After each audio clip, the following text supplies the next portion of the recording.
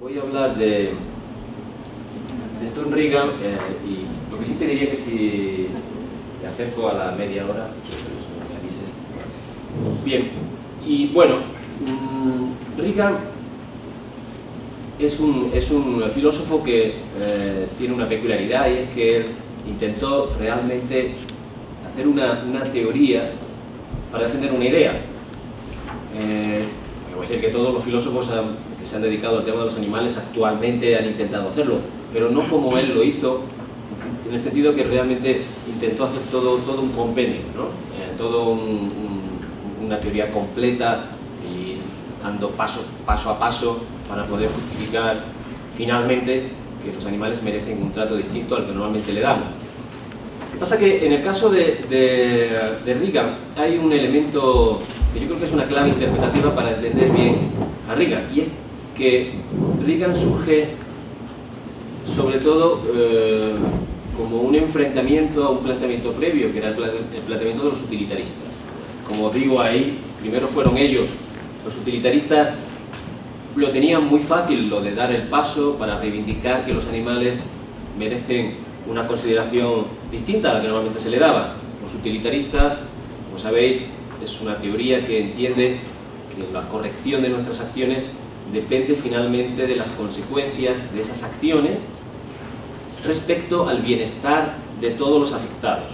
Claro, en cuanto que uno se pregunta quién puede tener bienestar, quién puede de alguna manera sentir o sentirse perjudicado por alguna de nuestras acciones, pues inmediatamente uno tiene que responder, si quiere ser coherente, que los humanos no son los únicos seres que pueden ser perjudicados por nuestras acciones. Entonces, desde los primeros utilitaristas ya aparecía esta idea clara de que ese bienestar de todos los afectados incluye también a seres que no son humanos, ¿vale? Entonces, bien, ellos ya habían reivindicado esto, y Reagan está condicionado por ello. Reagan incluso él lo dice en alguna parte de su obra, de que su objetivo esencial, no quizás desde el primer momento, pero sí conforme él va escribiendo su libro más importante, Defensa de los Derechos de los Animales, él se va dando cuenta de que el esquema utilitarista no es válido para realmente derivar de ahí una exigencia normativa eficiente en la protección de los animales. Y por eso él intenta elaborar una teoría desde una perspectiva normativa totalmente distinta, como es el deontologismo. En principio eso no lo tiene fácil, porque las propuestas antropocéntricas más importantes, el cristianismo y sobre todo el kantismo, tienen un esquema deontologista. Entonces, en principio, la tarea es difícil. Lo que yo voy a intentar a continuación es mostrar cuáles son las ideas más importantes de su teoría, pero mostrándolas siempre como una contraposición al utilitarismo. Y al mismo tiempo, si me da tiempo al final, intentaré plantear algunas consideraciones críticas sobre este error, podríamos decir, metodológico, para mí, desde mi punto de vista, de Reagan, de intentar cuestionar el utilitarismo justo desde un esquema totalmente distinto, como es el deontologismo. Quizás hubiera tenido más sentido buscar una vía intermedia, una teoría que estuviera a caballo entre el deontologismo y el utilitarismo. Bien, eso es lo que yo pretendo.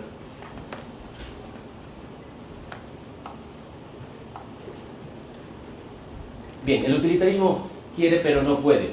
¿Qué significa eso? Significa que el utilitarismo tiene un esquema que le imposibilita finalmente garantizar la protección de los animales. Yo aquí lo muestro con el ejemplo del vegetarianismo. Reagan insiste mucho en esto. ¿Por qué, muy brevemente, por qué el utilitarismo no puede finalmente defender, por ejemplo, el vegetarianismo? Y no puede hacerlo porque si lo que importa finalmente es el bienestar de todos los afectados, al final el individuo no tiene la relevancia que debería tener. Y siempre se pueden hacer consideraciones consecuenciales del tipo de que está justificado el sacrificio de animales si eso maximiza el bienestar de la mayoría. Reagan hace un repaso de las dos propuestas más importantes de utilitarismo, el utilitarismo clásico y el utilitarismo de la preferencia. El utilitarismo clásico, para el utilitarismo clásico lo que importa son las sensaciones. El bienestar es entendido esencialmente como una suma de placer, o mejor dicho, un resultado de sumar el placer posible que uno puede provocar con una acción, restándole el perjuicio también que puede evitar con esa acción. Entonces lo que importa finalmente es que tú con tus acciones consigas que haya más placer en el mundo, digamos así. Si eso es el esquema, claro, el individuo, también el individuo animal, queda al final como un mero receptáculo. Reagan habla mucho de esto, de que los utilitaristas acaban entendiendo a los animales como receptáculos,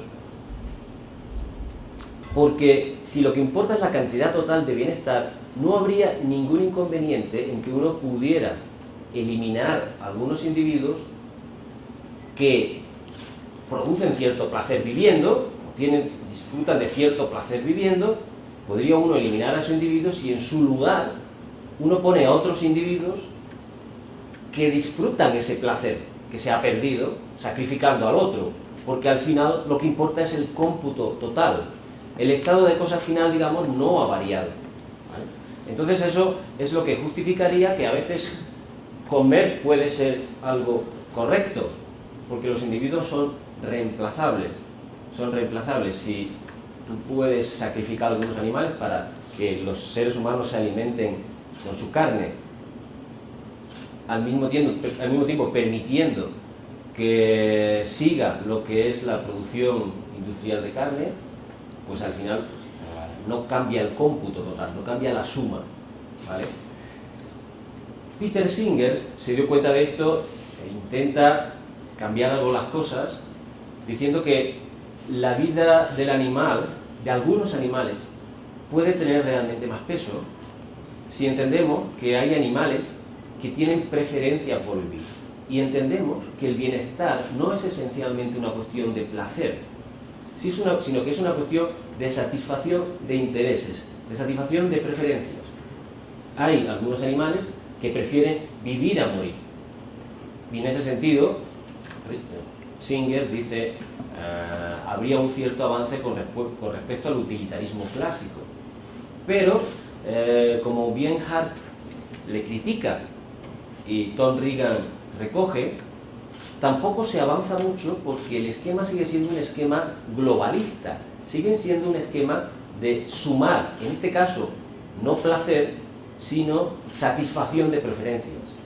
Entonces, no cambia el esquema porque se puede justificar comer carne cuando uno sacrifica de manera indolora a animales, no produciendo ningún dolor, cuando eso va acompañado también de la existencia en su lugar de otros animales que también prefieren vivir. Y entonces el cómputo total no cambiaría, solo que ahora ya no hablamos, como digo, de placer propiamente, sino de satisfacción de preferencia. Vale.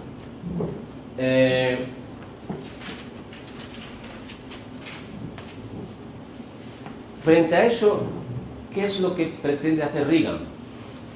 Bien, Reagan, como he dicho, lo que pretende es apelar al deontologismo para finalmente conseguir que el individuo por sí mismo tenga más valor y no sea alguien más que computa en una suma de placeres o de preferencias satisfechas, ¿no? ¿Cómo él recurre al deontologismo? Pues lo hace de una manera muy simple. Él dice, bien, vamos a fijarnos en cómo nosotros utilizamos normalmente la idea de derechos cuando hablamos de derechos humanos. Y lo hacemos precisamente para reivindicar que el individuo que es titular de derecho tiene un valor más allá de lo que es el hecho de que ese individuo tenga vida o de que su existencia pueda ser valiosa para el grupo, pueda ser valiosa para los demás. Él intenta explicar, buscando un concepto detrás de esto, que dé apoyo a esa idea de lo que para nosotros significa que un ser humano tiene derechos. Ese concepto es lo que él llama el ser sujeto de una vida. Ser sujeto de una vida. Y él dice, los seres humanos son sujetos de una vida en el sentido de que no entendemos que el valor de la vida del individuo, del ser humano, dependa de alguna manera de su repercusión en el bienestar o en la vida de otros seres humanos. Para eso le reconocemos un derecho. Bien, lo que Reagan intenta a continuación es decir, eso es, en cierta medida es una intuición. Ahora, de lo que se trata es de ver esa intuición de que los seres humanos tienen derechos en este sentido, es una intuición que pase el filtro de la racionalidad. Él recurre a una metodología muy extendida entre filósofos, cuyo más conocido ejemplo es el equilibrio reflexivo de Rawls, en la que lo que se pretende es que las intuiciones sean sometidas al análisis de determinados criterios racionales, como pueden ser su apoyo empírico, o la coherencia, o la imparcialidad. Entonces, lo que él dice, bien, nosotros, la mayoría de la gente intuye que los animales no tienen derechos. Existe esa intuición mayoritaria entre los individuos. Pero, a pesar de que todos tienen al mismo tiempo la intuición de que los seres humanos sí tienen derechos, en el sentido que acabo de decir. Él lo que hace a continuación, y para eso le dedica una gran parte del libro, es intentar demostrar que esa intuición de que los animales no tienen derechos es una intuición que no tiene apoyo empírico ninguno y que además es incoherente. Porque los animales tienen ciertas características similares a los humanos en eso de ser sujetos de una vida. ¿Cuáles son esas características? Él menciona lo de poder tener creencias, deseos y preferencias de bienestar, memoria, el sentido de futuro propio, vida emocional, racionalidad instrumental, identidad psicofísica en el tiempo. Eso es lo que para él sería ser un sujeto de una vida. Y él dice que no solamente los humanos son sujetos de una vida, no solo los humanos tendrían esas características. Por lo tanto, siendo así, si queremos ser coherentes y queremos que nuestras intuiciones sean coherentes, tenemos que aceptar que también los animales tienen derechos.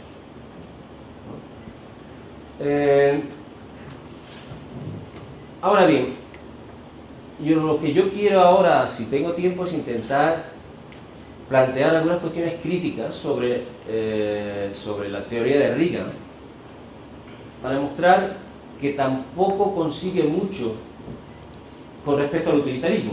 Tampoco consigue ir mucho más allá del utilitarismo. ¿Por qué? Aquí, por ejemplo, yo me dedico al tema del vegetarianismo, ¿no? Él, en principio, acepta que tenemos una obligación de ser vegetarianos, porque algunos seres animales tienen derechos, igual que tienen derechos los seres humanos. Por lo tanto, igual que prohibimos el canibalismo, tendríamos también que probar el vegetarianismo. Es una cuestión de respeto a los animales. Es una cuestión de respeto. Bien, ¿el problema cuál es? El problema es que el vegetarianismo que él consigue exigir a partir de su teoría es un vegetarianismo muy reducido, claro, porque los únicos individuos que tendrían derechos, realmente, que tendrían, él dice, un valor inherente, serían aquellos que tienen las características que he mencionado antes, es decir, que son sujetos de una vida. Y ahí estarían solamente los mamíferos de más de un año, como él mismo reconoce. Siendo así, uno podría, en principio, no faltaría el respeto a algún animal si se alimenta con carne de, por ejemplo, aves, peces o lechones. Claro, él intenta corregir esto diciendo que, bueno, aunque eso sea así, deberíamos no alimentarnos con esos otros animales que no son sujetos de una vida, porque eso podría tener determinadas consecuencias indirectas, negativas, para nuestra conducta con los que sí son sujetos de una vida, con los que sí tienen derechos. Pero claro, si os dais cuenta aquí, lo que está haciendo es reivindicar el vegetarianismo desde un planteamiento que ya no es deontologista, sino que es claramente consecuencialista. Es decir, porque tiene buenas consecuencias para los que merecen respeto, por eso uno tiene que ser enteramente vegetariano. Bien, ¿cómo voy de tiempo? Bien. Vale, luego habría otro tipo de dificultades con su teoría.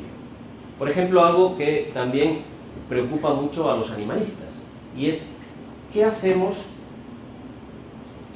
con la naturaleza? ¿Podemos intervenir? Porque en la naturaleza hay sufrimiento, y en la naturaleza el león se come al ciervo, y el ciervo no lo pasa bien, y el ciervo quiere vivir. ¿Cómo podemos solucionar eso? Reagan lo que va a mantener es que no tenemos que intervenir, pero su explicación es una explicación para mí poco convincente.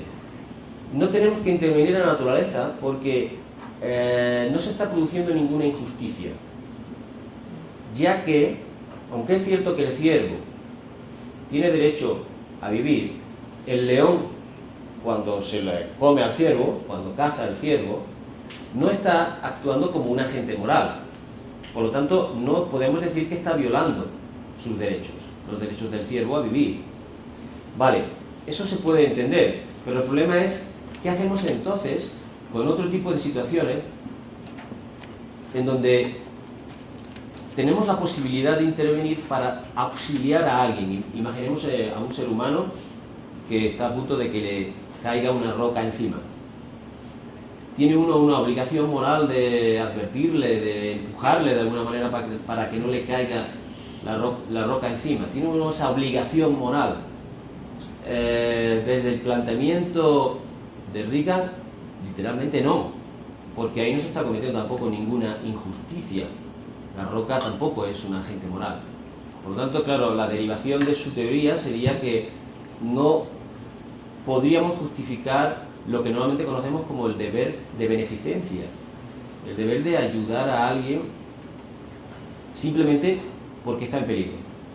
En algún sitio Reagan dice, bueno, sí, es verdad que se me critica por eso, pero quizás sea porque yo no he hablado de ese deber en mi libro, pero mi teoría podría acoger también ese deber de beneficencia, pero él no explica cómo lo puede hacer, sobre todo desde un esquema deontologista, en donde lo que importa sobre todo es que tú no hagas daño, pero no esa obligación consecuencialista de ayudar a aquel que lo necesita, de que tus acciones finalmente consigan que el estado de cosas resultante de tus acciones sea el mejor posible, ¿vale?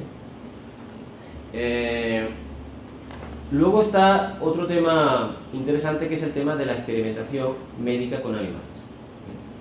¿Qué mantiene Reagan con respecto a esto? Pues lo que mantiene es un total abolicionismo.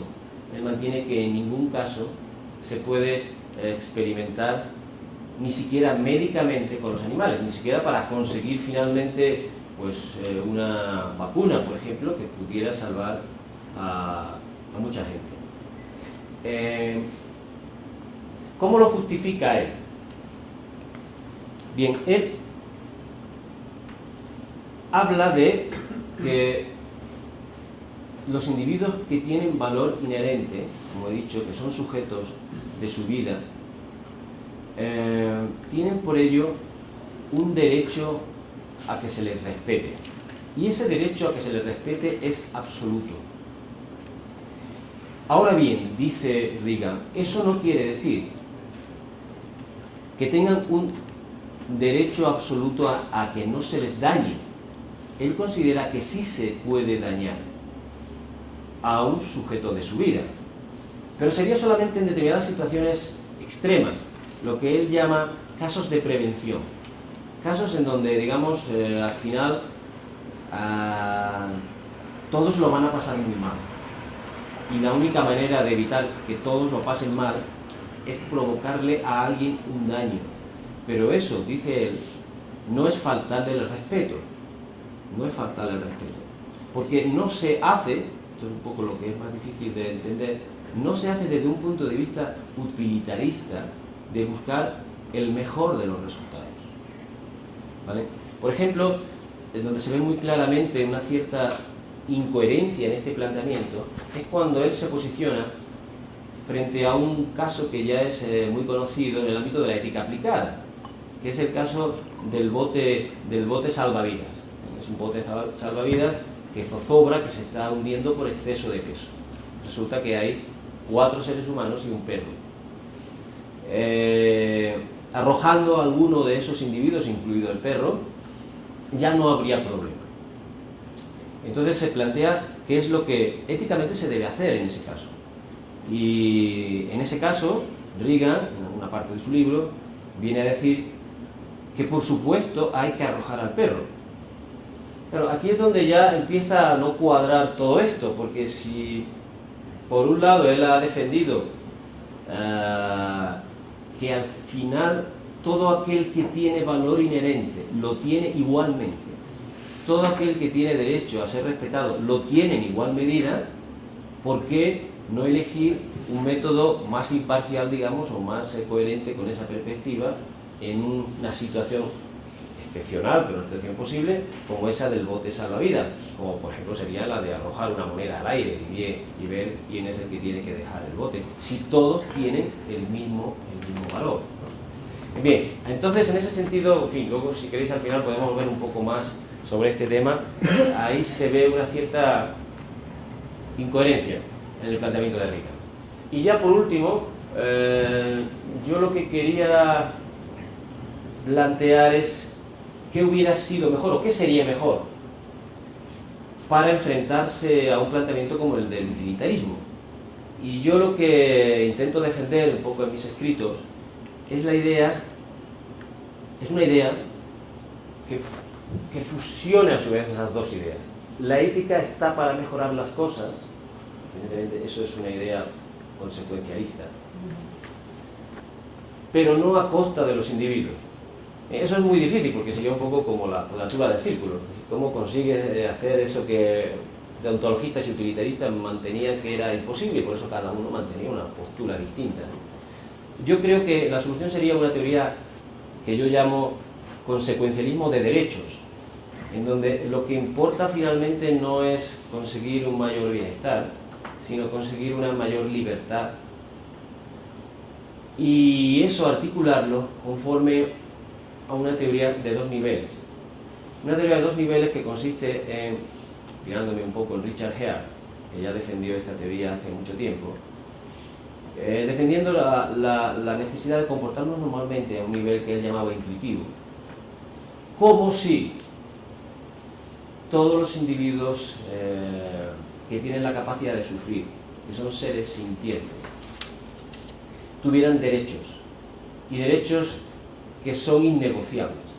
Pero lo del cómo sí es muy importante, porque lo que yo vendría a defender es que habría situaciones sobre todo de conflicto entre derechos, en donde eso sí habría que pararse un poco y habría que ponerse a calcular qué es lo menos malo, cuando necesariamente, desgraciadamente, hay que elegir entre sacrificar el derecho de un individuo y el de otro, ¿no? Y bueno, en ese sentido, yo creo que cuando se dieran esas situaciones, desde esta teoría sí podría haber elementos para poder encontrar una cierta jerarquía de valor de individuos que tienen una mayor capacidad de desarrollarse, digámoslo así, o de disfrutar de libertades que otros individuos que no tienen suficiente capacidad para ello. En esos casos habría que elegir a los que tienen esa mayor capacidad para, podemos decir, ser libres, por no utilizar el concepto de bienestar o de utilidad que es el que utilizaban los utilitaristas. Con esto acabo y espero no haberme pasado. Muy bien. Bueno, vamos entonces a la ronda de preguntas y de diálogo con la exposición que ha hecho Francisco. ¿Quiere participar? Creo que de todos modos lo que usted plantea cae en el ejemplo del bote salvavidas. Aunque sean libertades, hay una jerarquía. Es decir, se cae otra vez un poco en el especismo y en las jerarquías. Al perro hay que arrojarlo porque los seres humanos tenemos más capacidad de disfrute, de imaginación, de planear el futuro, y hasta donde dice Reagan y al parecer usted también, los perros no. Dentro de los animales también habría esas jerarquías de las cuales creo que no estoy de acuerdo. Tiene más derecho a la vida una vaca que unos grillos y unas, usted sabe que en México los conocemos a los grillos de las hormiguitas. Ellas no serían sujetos de una vida, entonces ellas no tendrían derecho a vivir. La vaca sí, las hormiguitas y los grillos no. Entonces, bueno, es muy difícil la respuesta, pero a mí me preocupan esas disyuntivas, esas jerarquías de, a mi gusto, Reagan no soluciona con el perro, lo arrojamos, no hay duda, y porque los seres humanos tienen más características viables que las tienen los animales no humanos, ¿no? Sí. Muy bien, gracias por la pregunta. Sí, me parece muy interesante porque es la pregunta que siempre se suele hacer en este caso.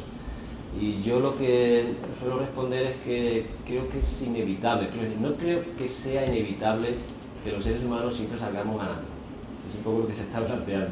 Pero sí que es inevitable que tengamos que fijar un valor. Es decir, ¿dónde está el valor de las cosas? Es decir, ¿cuál es la diferencia entre una roca y un animal?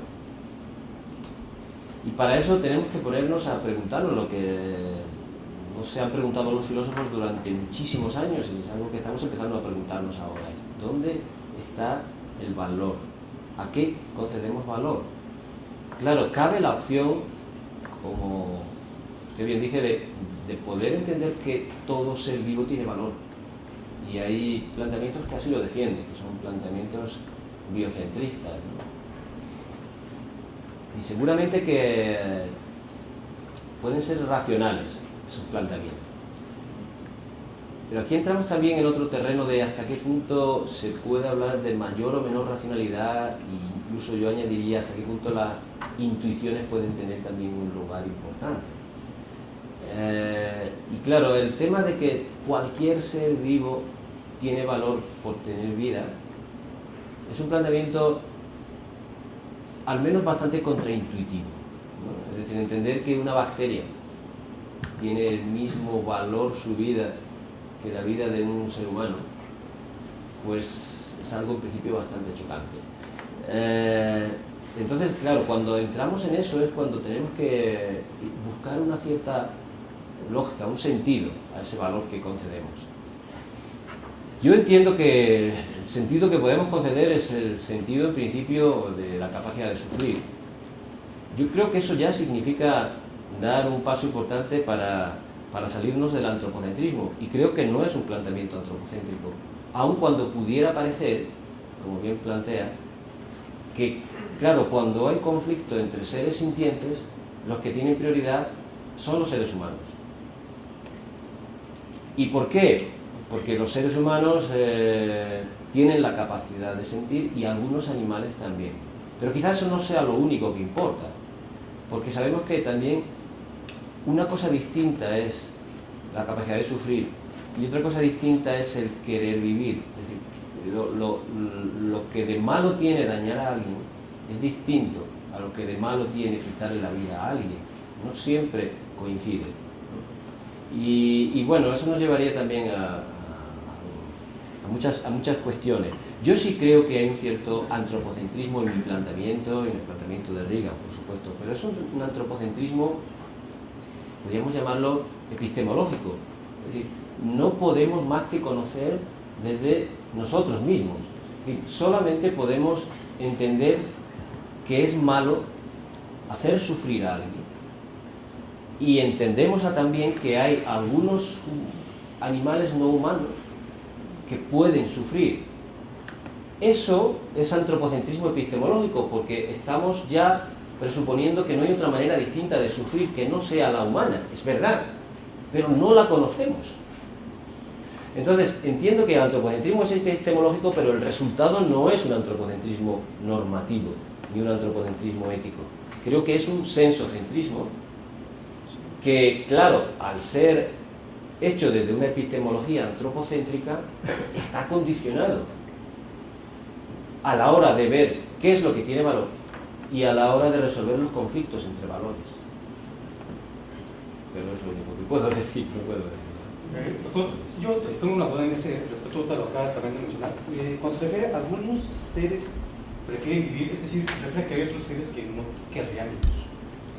A mí me llama mucha atención y finalmente pues sí se sigue planteando esta idea de que finalmente el hombre le pone valor a las cosas, ¿no? Y ahorita me acuerdo de un evento como el de la medusa. ¿Se acuerdan aquel evento cuando van hacia África y que naufragan y etcétera, y que empiezan a canibalizarse a esos náufragos? Pues justamente empiezan probablemente a comerse primero a los animales, después a las personas que consideraban de menos valor, en este caso a los esclavos, en este caso incluso a españoles y italianos, y siempre los que quedaban eran los anglosajones, ¿no? Pero en este caso los franceses, que eran los que eran pues parece que no estamos muy lejos de eso, ¿no? En este sentido, cuando tratamos de darle valor a la vida a ciertos animales. Pero más que nada mi duda es eso, me llama mucha atención cuando menciona que algunos animales preferían vivir. Cuando entiendo yo desde la perspectiva, por lo menos darwinista, pues el éxito reproductivo pues es ese, ¿no? Realmente dejar descendencia y que la vida prosiga, ¿no? Pero bueno, no sé, o sea que sí, esa parte. Sí, la pregunta es muy pertinente, sin lugar a dudas, sí.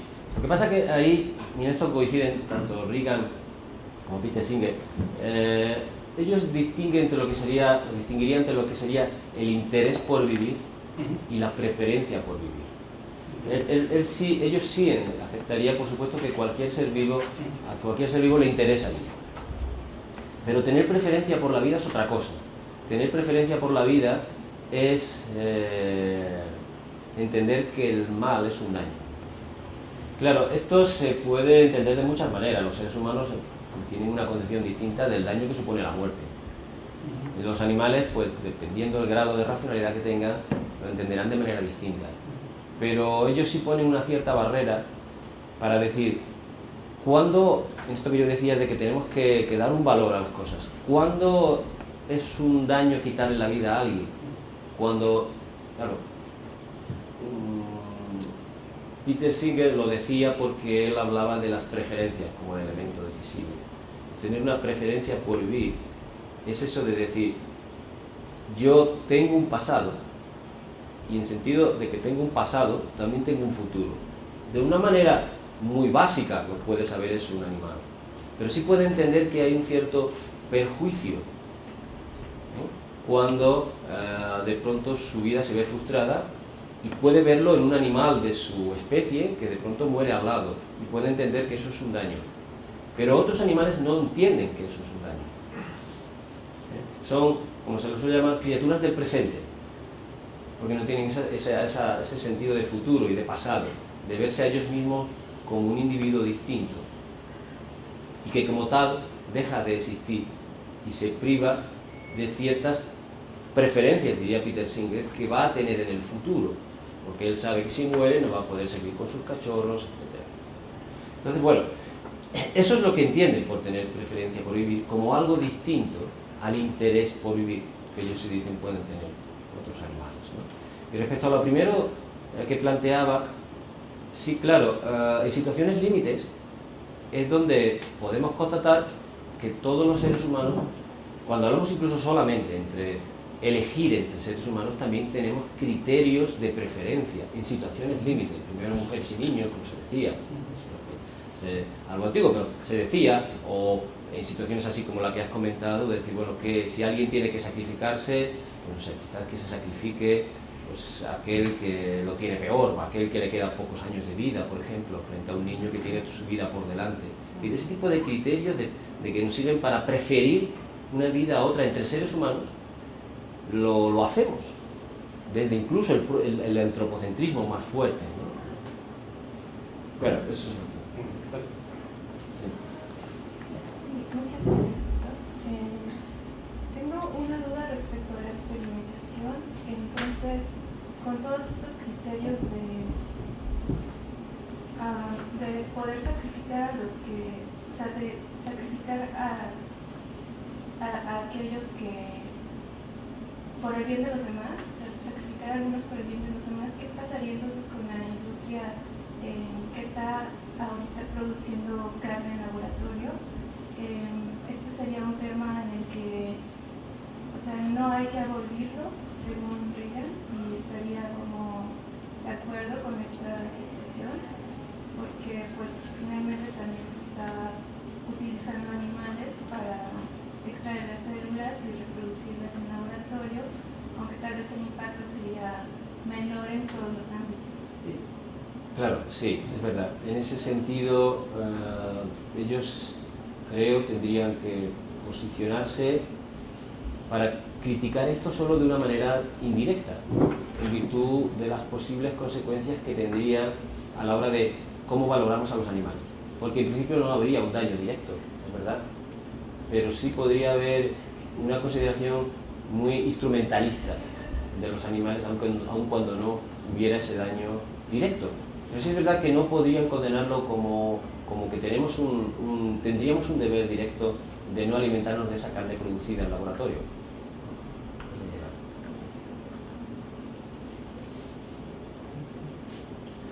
Bueno, retomando lo que nos decía sobre la restricción del vegetarianismo y nuestro deber como más estricto hacia lo que él menciona, los objetos de una vida que se limita a los mamíferos de mayores de un año, ¿no cabría también hacer la aclaración de que él dice esto en el sentido de que no tenemos como, bueno, es como una estipulación temporal? Ajá. Ya que no uno dice que aunque el deber directo más estricto es con esos seres, no significa que entonces no tengamos que tener en cuenta a otros tipos de animales, ¿no? Reptiles, peces, artrópodos, todo eso. Entonces, bueno, es que pienso que algunas veces se dice que es como muy restrictivo Reagan en estos aspectos, pero no se dice la otra parte, ¿no? que es como temporal esta línea que dice la línea infranqueable que dice algo así. Sí, es verdad. Él viene a decir que es una línea, podríamos decir, temporal, porque está basada en unos conocimientos que tenemos actualmente y que podrían cambiar. Entonces, claro, él lo que no prescinde son los postulados de su teoría, pero sí entiende que eso del apoyo empírico que él ha obtenido para concluir que solo los mamíferos de más de un año tienen valor inherente y solo a ellos les debemos un igual respeto, podría cambiar sin cambiar la teoría, porque en algún momento descubriéramos que hay animales que tienen esas características que yo he mencionado para poder catalogarlos como sujetos de una vida y que no lo hemos hecho hasta ahora porque no hemos sido capaces, por ejemplo, de entender que la racionalidad puede estar o puede manifestarse de una manera distinta. Claro, él dice, ¿cómo podemos saber que los animales sufren? ¿Cómo podemos saber que los animales son racionales y por lo tanto poder marcar una línea divisoria entre los animales que importan, que tienen valor inherente y los que no? Fijándonos en su fisiología y viendo que si hay una cierta semejanza entre su fisiología y la fisiología nuestra, y que esa fisiología en nosotros es la responsable de que podamos sentir el sufrimiento y que podamos ser racionales, si esa fisiología también está en los animales, por ejemplo, tienen sistema nervioso y tienen un sistema nervioso muy similar al nuestro, tenemos que concluir que esos animales seguro que sufren. Pero claro, surge la posibilidad de que algún día descubramos que hay otra manera distinta de sufrir, que se puede sufrir sin sistema nervioso. Entonces, por eso deja abierta la puerta. Y él utiliza la frase de aplicar el beneficio de la duda. Bueno, ahora mismo solo tenemos la certeza, conforme a nuestros conocimientos científicos, de que la barrera, la línea divisoria está aquí, pero algún día puede cambiar. Yo lo que haría, dice Regan, es aplicar el beneficio de la duda, es decir, es ir más allá de esa barrera, de ese límite, y entender que la mayoría de los animales podrían algún día llegar a tener valor inherente, aun cuando ahora no los tienen. Y por lo tanto, ser vegetariano duro, con una obligación que no es directa, pero casi como si lo fuera, de no alimentarnos con esos animales que ahora mismo no tenemos constancia de que puedan sufrir, y menos de que puedan ser sujetos de su vida, sujetos de una vida. En el sentido es temporal, su planteamiento, ¿sí? Deja abierta la posibilidad de que pueda dejar de ser.